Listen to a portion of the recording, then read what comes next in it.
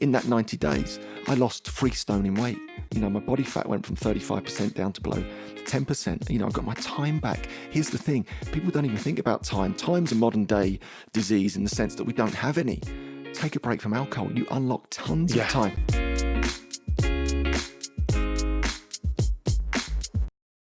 Let's rewind back a few years. I don't know when it was now, when you started that journey of re-examining your relationship. Yeah, for me, it was very clear. It was in my mid-30s. I'd sort of reached that conventional place where happiness apparently resides. I had the car and the big job and the lovely family and all those type of trappings.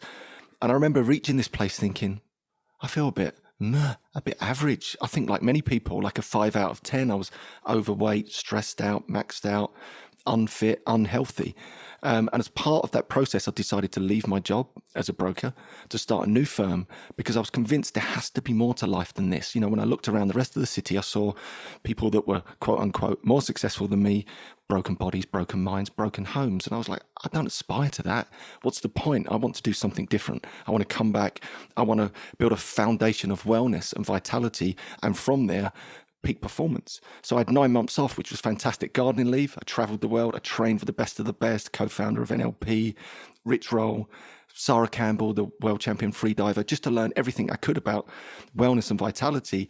And when I came back to start this new business, I was going to meditate and I was going to eat salad and stuff. I was in that type of mindset.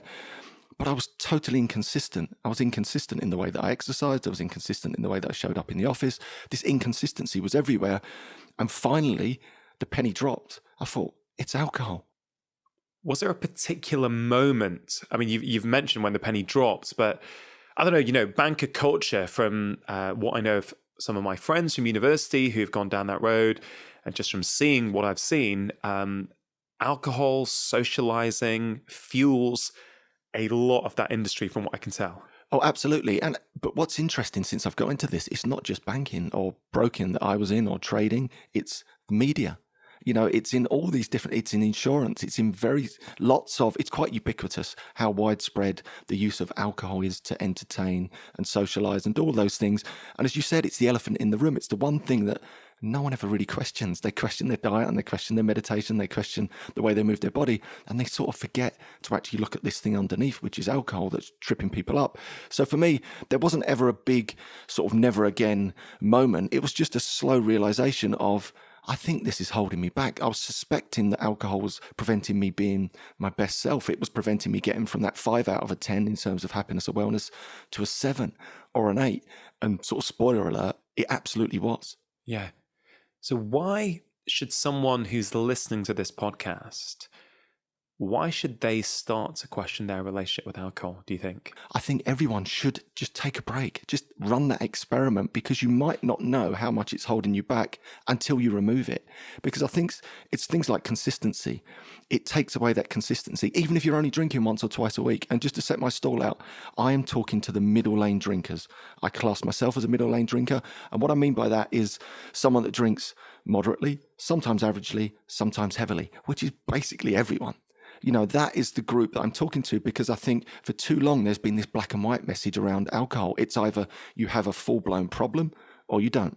There's no in between. I think it needs to be this gradient where we think about alcohol as a whole spectrum, and everyone who drinks is on that gradient. At one end, it's the very moderate drinker once a month. The other end is the problematic drinker. And most people spend all of their time oscillating somewhere in the middle, don't they? I think they're average, sometimes moderate, sometimes heavy. That's the group of people I'm talking to. If someone had told you 6 years ago, hey, Andy, look, you're drinking too much, right? You're going to, in 6 years' time, have not touched a drop of alcohol for 6 years. You probably would have laughed in their face. Thought, what are you talking about? Right? Absolutely. I mean, so the goal for you was never to stop drinking. And I think that's very powerful. So you never planned to completely stop drinking. And I'm not saying you have completely stopped. Obviously, for 6 years, you've not had one. I don't know how you would talk about yourself and your relationship with alcohol now. And I think that's what you're offering people, isn't it? You're offering people, it's not about giving up necessarily. It's almost as if you're trying to say, hey, look, let's give it a go. Why don't you see how you feel when you don't drink? And is that all you're asking people to do? Exactly, that's it. In a nutshell, I choose not to drink because why would I? But prior to that, I stopped and started many times. I slipped up and stumbled and fumbled. And just so you know, the co-founder of One You Know Beer, Ruri Fairbairns, he drinks every now and again in full control on his own terms. So I'm all about people drinking if they wish to. But what I really want everyone to do is to run the test and see the results that you get. And if you feel amazing, keep going. I talk about people doing a split test on themselves or an A and B test effectively. A, you with alcohol right now, gather your stats, BMI, weight, resting heart rate, all those wonderful physiological stats, and then the subjective stats, productivity, time, motivation, stress, your relationships. Run the test for 28 days. That's all you've got to do. I prefer 90 days because I think you get better results. And when you think about it, 90 days, a 90-day break from alcohol over the average drinking career is about 0.49%. Everyone's got 0.49% just to run the test. And if you get the results and you have this visceral experience of these improvements and you've got more time, you've got more motivation, you've got more productivity, you've lost weight and all these wonderful things, then the answer's in the data, the answer's in the visceral experience. And then my job's done. All I've got to do is help people start, keep them going for long enough to have their own experience. Then their relationship's transformed. My own story, in that 90 days, I lost 3 stone in weight. My body fat went from 35% down to below 10%. I got my time back. Here's the thing. People don't even think about time. Time's a modern day disease in the sense that we don't have any. Take a break from alcohol. You unlock tons of time. You'll realize how much time you were wasting. For me, mornings were never an option, right? There was no time in the morning. It just could not exist. I took a break from alcohol. Suddenly I got up half an hour earlier, became 2 hours earlier. You can transform your world in 2 hours a day. In that space, I got fit, got healthy, wrote 2 books. This is all whilst I was working, went back to university twice before the kids had even got up for breakfast. What about someone who's listening to this and goes, Andy, look, I get it. I get that this has worked for you, but I am shy. I can't talk to people. I feel really nervous when I'm out in a bar or at a work meeting. And actually having a couple of glasses of wine loosens me up so that I can have those conversations. Is this approach still for me, Andy? What would you say to them? Oh, absolutely. And I think where things have changed hugely in the last 5 or 6 years since I started is the advent of alcohol-free alternatives. They're everywhere now. There's been a huge shift in that. Heineken 0.0, for example, is unbelievably well stocked. Seedlip, the first world's non-alcoholic gin. These alternatives are there, and there's real placebo in that. And when I first stopped, I used that placebo all the time. So if I was out socially, I would feel exactly like that person you described. I'd find it very difficult to socialize without those 1 or 2 drinks. So I had to retrain myself, but I did that whilst holding on to something that looked like alcohol, that tasted like alcohol, that stopped a lot of the social pressure because people assumed I was just drinking. And that was enough for me to buy me the space to retrain myself to be social without alcohol. And then you're unstoppable because you can do all those things that you always wanted to do without having to rely on this crutch that's actually holding you back. I wonder if you reflect on the last 6 years, what has been your biggest learning? Biggest learning is that consistency is king. I think it's not about being perfect.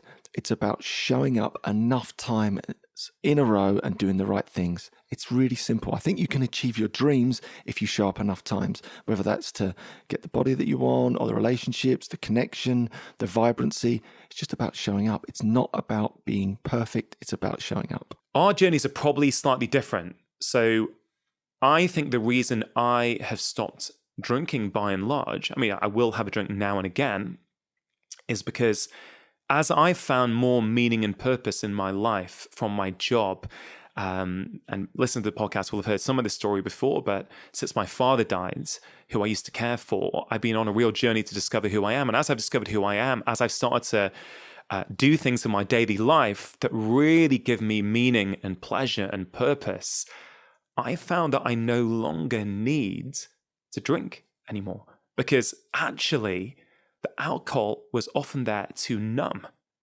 I think something you've said there is really poignant. I think the greatest discovery you'll ever make is your authentic self. Yeah. And I think that's shining through. And I think alcohol masks that. It puts on this a front, whether you're numbing or whether you're trying to be someone that you're not.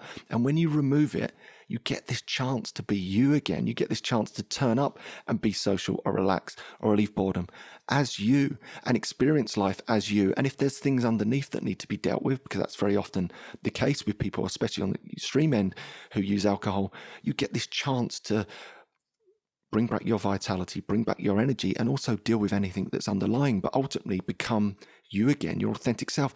That is so powerful. That is the greatest discovery you'll ever make. And I think that leads to more meaning and purpose and vitality in one's life. And I think that's the experience that you've just had, and I've had in many ways. And for many people, the first step, just like for you, is going to be reset your relationship with alcohol, right? Absolutely. And I think meaning and purpose comes from momentum in your life. Just head in a direction, whether that's to take a break from alcohol, whether that's to transform your diet or listen to this podcast or read books. There's momentum. And where there's momentum, I think you grow meaning and purpose. And as I mentioned, culturally, I think we've been lured into this false sense of belief that we can just sort of, from a standing start, figure out what our meaning and purpose should be. And if you can't, then you're a bit broken and you're a bit unlucky. But it's not true. Just create momentum in your life, health, vibrancy, connection. And you will never know how it might just blossom. It might just appear along that journey. And then you end up being like me and you, and we're writing books and doing podcasts, and I'm talking to people about giving up or taking a break from alcohol. Who would have thought that in a billion years? I could never have brainstormed that. I got a pen out and gone, hey, I know what my meaning and purpose is going to be.